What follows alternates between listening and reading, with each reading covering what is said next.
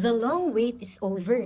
Dahil ngayong Sabado, May 23, ay mapapanood na ang first locally produced water game show sa Pilipinas, ang Tubig to Handle What the Fun, na kinunan mismo sa Kamsur Water Sports Complex sa Pili, Kamsur. It's the wettest and wackiest game show sa balat ng lupa na puno ng katatawanan, good vibes at papremyo. Bago pa man ang world premiere ng game show na proudly captured in Kamsur, nagpahayag naman ng malaking suporta at pagbati para sa programa si Kamsur Governor Elray Villafuerte sa pagpapalabas nito sa Philippine National Television.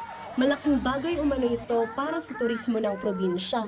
Ayon sa kanya, kilala na umano ang CWC at mas lalong makikilala dahil sa pagtampok ng programa kung saan ginamit ang lugar para sa mga obstacle courses at water games na bahagi ng game show.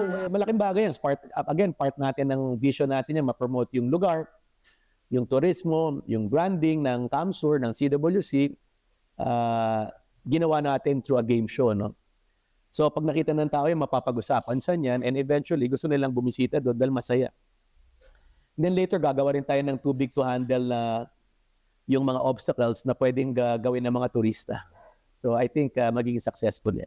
Mapapanood yan sa Kapamilya Channel, A to Z, Kapamilya Online Live, I Want at the Filipino Channel o TFC, tuwing 1:30 sa Sabado at 2:00 sa Linggo. Tubig na handle! Water Fun!